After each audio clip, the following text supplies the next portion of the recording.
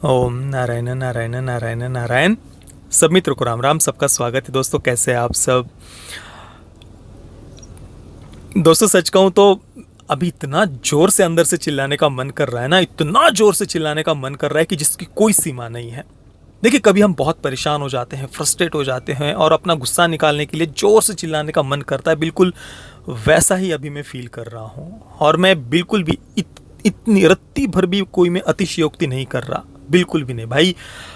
जो टॉर्चर मैं अभी थिएटर से झेल कर आया हूँ ना, उसके बाद में जो मैं शांति से बैठा हूँ, यही अपने आप में बहुत बड़ी बात है। अभी यहाँ पर चिल्लाऊंगा तो ठीक नहीं लगेगा, पर भाई ये कुछ अलग ही लेवल का टॉर्चर था। देखिए, आप कहेंगे यार ये तो कई बार मैं बोल चुका हूँ कई फिल्मों के बारे में कि भाई इससे घटिया फिल्म तो मैंने देखी नहीं है, पर विश्वास करिए गणपत सब में घटिया फिल्मों की लिस्ट अगर हम बनाएंगे ना कभी, तो उसमें सबसे टॉप पर रहेगी ये फिल्म, सबसे टॉप पर। हाँ, मतलब जो जिनकी विचारधारा के कारण मैं उनको घटिया कहता हूँ, उस दृष्टि से नहीं कह रहा, पर जिस प्रकार से ये फिल्म बनी है ना, उसमें ये टेक्निकली जब हम अगर ऐसा कुछ लिस्ट बनाएंगे कितनी घटिया फिल्में आज तक बनी हुई है, तो आदि पुरुष और ये बिल्कुल सेम लेवल की फिल्में आएंगी। और ये तो उससे भी भयानक टॉर्चर था गणपत।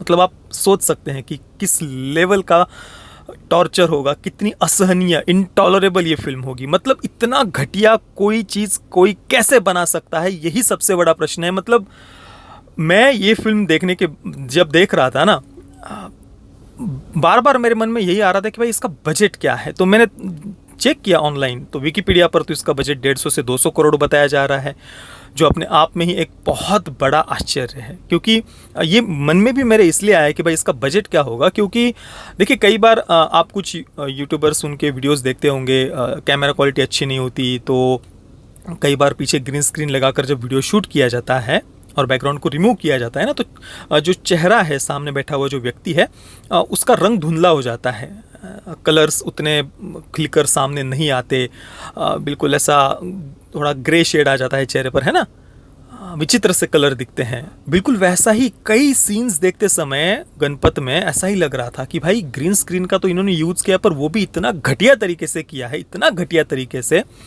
और बस ग्रीन स्क्रीन लगाकर उछल कूद करने के लिए 150 से 200 करोड़ लग कैसे गए, ये अभी भी मेरी समझ से परे है। अगर ये सच में इतना बजट है ना इस फिल्म का, 150 से 200 करोड़ जैसा बताया जा रहा है, तब तो भाई ये तो मेरे अनुसार तो भाई इतिहास का सबसे बड़ा स्कैम कहा जाए इस फिल्म को। गणपत नाम नहीं होना चाहिए इसका, तो नाम होना चाहिए 21वीं सदी का सबसे बड़ा स्कैम। क्या था ये? ना कोई डायलॉग्स लिखे, ना कोई कहानी, कुछ भी चलते जा रहा है। 2 घंटे और 13 मिनट की फिल्म है और उसमें भी इनके पास में दिखाने के लिए कुछ नहीं। कुछ जो एक हम कहते हैं ना, एक वर्ल्ड बिल्डिंग, जो भी एक जो नई दुनिया वो बना रहे थे हमारे सामने, कैरेक्टर्स को इंट्रोड्यूस करना, एक डिस्टोपियन फ्यूचर को उन्हें दिखाना था, कुछ नहीं किया उन्होंने, कुछ भी नहीं।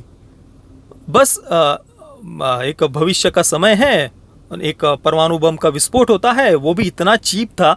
मतलब भाई वीएफएक्स के नाम पर तो इस फिल्म में बस ग्रीन स्क्रीन के सामने उछल कूद थी, और उसके अलावा जो आपने ट्रेलर में देखा ना, कुछ ऊंची ऊंची बिल्डिंगें दिख रही है और एक रोबोट कुत्ता या चीता जो जो कुछ भी था, वो जितना आपने ट्रेलर में देखा ना उतना ही वो फिल्म में है। बस यहाँ से यहाँ तक वो चलते हुए ऐसा 2 बार उसको दिखाया है, वो जो भी था, वो रोबोट कुत्ता या चीता, बस।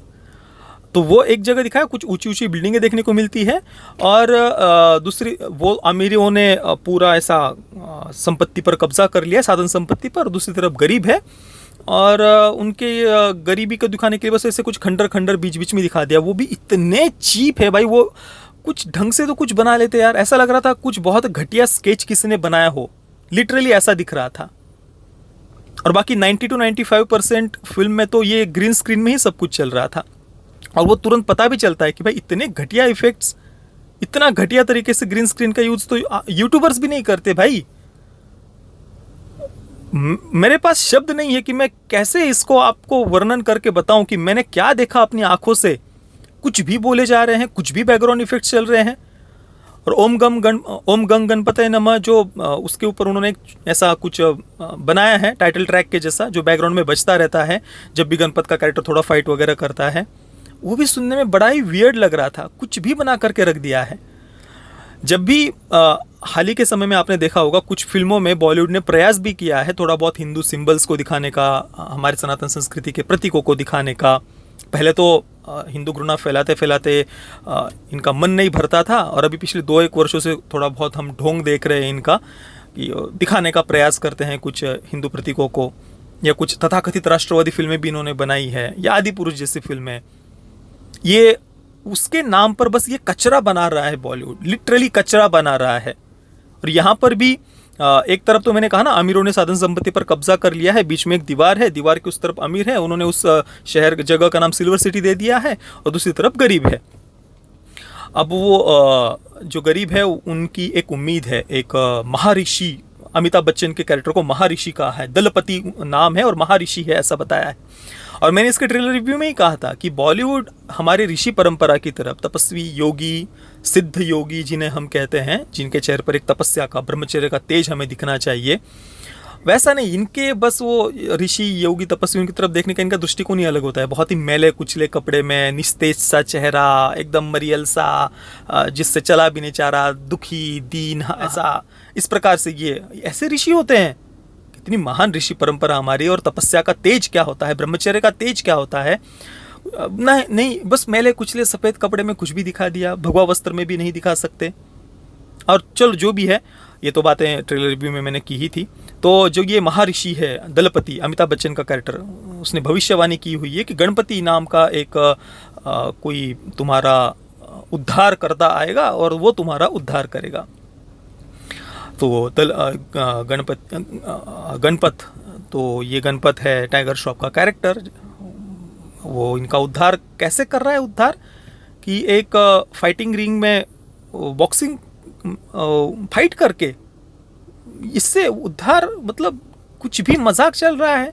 और वो फाइटिंग रिंग भी अगर आप देखेंगे ना, जो मैच दिखाई है, ग्रीन स्क्रीन, बस पूरा ग्रीन स्क्रीन में उसको शूट किया है हमें, और वो इतना चीप लग रहा था देखने में, इतना चीप लग रहा था। और दूसरा, ये जो पूरी सिल्वर सिटी दिखाई है, उसमें बीच बीच में ऐसे कुछ बड़ी बिल्डिंग है जो जैसे किसी ने बस एनिमेटेड ऐसा स्केच बना दिया हो और वो चिपका दिया हो स्क्रीन पर, ऐसी वो बिल्डिंगें दिखाई दी है। वो भी कुछ कुछ सीन्स में बीच बीच में ऐसे कुछ ऐड कर दिया है कि हाँ भाई है ऐसी एक सिल्वर सिटी। और उसमें कृति सेनन का कैरेक्टर एक बार जाता है अपने गरीबों के क्षेत्र से, इस सिल्वर सिटी में वो जाती है। वो वहाँ पर आप वीएफएक्स अगर देखेंगे ना भाई, इतने चीप, बहुत ही घटिया से घटिया, एकदम थर्ड क्लास। कोई वीडियो गेम आपने जो भी खेला हुआ होगा ना, वो भी बिल्कुल 20 वर्ष पहले कोई वीडियो गेम जिसके बिल्कुल ही घटिया एकदम ऐसे वीएफएक्स हो, उससे ज़्यादा घटिया वीएफएक्स आपको इस फिल्म में देखने को मिलेंगे। इतने चीप, मतलब उसके लिए चीप शब्द भी बहुत छोटा है भाई। मैं सच में, मेरे पास शब्द नहीं है कि ये क्या भद्दा मजाक था फिल्म के नाम पर, बहुत बड़ा भद्दा मजाक। और 150 से 200 करोड़ बजट, और परफॉर्मेंसेस इतने घटिया, हर प्रकार से घटिया भाई। परफॉर्मेंसेस ले लीजिए, या फिर जो विजुअल्स है, या बैकग्राउंड म्यूजिक, या कहानी के नाम पर जो उन्होंने कचरा बना करके रख दिया है, कुछ भी उनके पास में दिखाने के लिए नहीं है। ज़्यादातर समय तो बिल्कुल बकवास वाहियात, जो गाने हमसे सुने भी नहीं जाते, ऐसे सॉन्ग्स चल रहे हैं। स्लो मोशन में कुछ बातें चल रही है। 2 घंटे की फिल्म में भी आप ढंग से कुछ डायलॉग्स नहीं लिख सकते, कहानी को डेवलप नहीं कर सकते भाई। मजाक था, बहुत भद्दा मजाक। और इसलिए मैं कहता हूँ कि बॉलीवुड को तो ये राष्ट्रवादी फिल्में या हमारे सनातन संस्कृति को लेकर के कुछ बनाना ही नहीं चाहिए, क्योंकि ये जब भी ऐसा कुछ बनाने जाते हैं ना, तो उसके नाम पर ही बस मजाक बना करके रख देते हैं। भद्दा मजाक कहूँगा मैं इसको, बहुत ज़्यादा भद्दा मजाक। एक सीन में जो ट्रेनिंग का पार्ट दिखाया ना गणपत का, वहाँ पर धतूरे के जो होते हैं, देखिए ऐसे वो गोल गोल जिसके ऊपर कांटे होते हैं, वो बिछाए हुए हैं। उसके ऊपर से शिव जी के मंदिर की तरफ जाते हुए दिखाया है गणपत को, उसके ऊपर चलकर जाते हुए, लोटा लेकर के जाना है दूध का। तो दुग्धाभिषेक करते हुए भी दिखाया है कि वो कई बार ट्राई करता है पर हमेशा वो लोटा खाली हो जाता था। तो इस प्रकार से कुछ मंदिर, ऐसे कुछ सनातन संस्कृति के सिंबल्स उन्होंने बीच बीच में दिखाए हैं। पर शायद उसी कारण से उन्होंने इस फिल्म को एक मजाक की तरह बनाया, और इंटेंशनली ख़राब की गई फिल्म ये लगती है, इंटेंशनली। इसके अलावा तो कोई चांस ही नहीं है कि जिसके पास में थोड़ा बुद्धि बची हुई हो, वो इतना घटिया प्रोडक्ट बनाए। नहीं हो सकता भाई, सवाल ही नहीं उठता कि इतना घटिया चीज़ कोई बना सकता है। कैसे भाई, इसको जो आदि पुरुष के समय मैंने बात कही थी कि इसे जो भी फाइनल एडिटिंग वगैरह जिसने भी की होगी उस इसे अप्रूव भी कोई कैसे कर सकता है, इतनी घटिया चीज। और 150 से 200 करोड़ बजट, आजकल तो मतलब ये बॉलीवुड के बजट दिमाग से बाहर है। किसी का 200, 250, 300, 400, 600 करोड़ बजट तो ऐसे बता दिया जाता है जैसे कि बस वो खेलने की चीजें हो। और उन फिल्मों में वीएफएक्स के नाम पर बस ग्रीन स्क्रीन के सामने उछल कूद हमें देखने को मिलती है। बाप रे।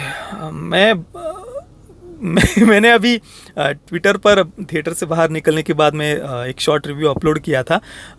मैंने कल ही आपको बताया था लियो के रिव्यू में कि आगे से अभी मैं जो कुछ भी फिल्में वगैरह देखूंगा तो उसका एक जल्दी से अपना एक थोड़ा अपना एक्सपीरियंस अनुभव मैं एक्स पर ट्विटर पर शेयर करता रहूँगा।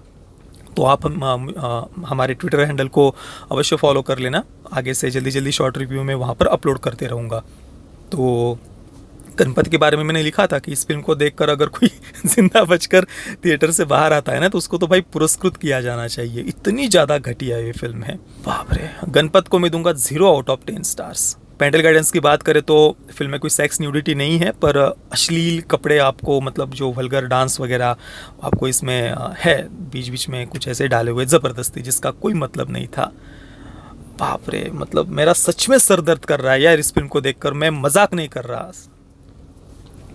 बाकी मुझे लगता नहीं कि आप में से किसी ने इस फिल्म को देखा होगा, पर फिर भी कोई किसी ने गलती से अगर देख लिया होगा इस फिल्म को तो आपका एक्सपीरियंस अनुभव मुझे नीचे कमेंट में अवश्य बताना। और या बाद में भी कभी अगर आप देखेंगे ना तो आपका एक्सपीरियंस ज़रूर शेयर करना कि क्या फील किया आपने इस फिल्म को देखने के बाद में। ओके दोस्तों, ये वीडियो देखने के लिए आप सभी मित्रों का बहुत बहुत धन्यवाद। वीडियो को लाइक और शेयर ज़रूर करना। जय श्री राम, वंदे मातरम।